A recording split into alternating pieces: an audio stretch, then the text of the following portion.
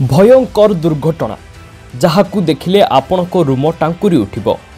आकाशरू खसिला विमान सीधा जाई जनक घर उपरे पड़िला।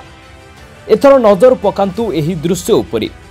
सूतारू गुड़ी छिंडी गला परे जेमिति गुड़ीटी तळकू खसी पड़े ठीक सेहीपरि एही दुर्घटना परे विमानटी आकाशरू खसी पड़िथिला।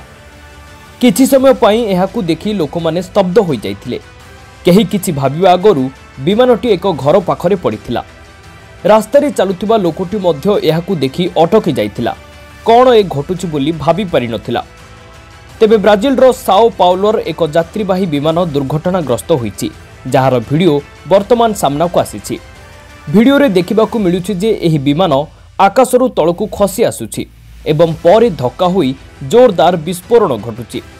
ब्राजिलर आंचलिक एयरलाइन भाइप्सार 2283 PS VPB विमान दुर्घटनाग्रस्त होईछि।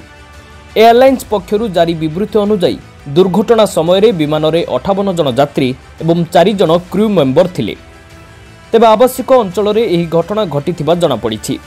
फ्लाइट राडार 24 तथ्य अनुसार वाप्सा विमानटी कास्केवेलरू बाहरी साओ पाउलो अभिमुखे यात्रा करुथिबा बेले स्थानीय समय अपराह्न 1:30 पूर्वरु एहार सिग्नाल अदृश्य हो जाइथिला। परे एहा दुर्घटनाग्रस्त होई तळकू खसी पड़िथिला।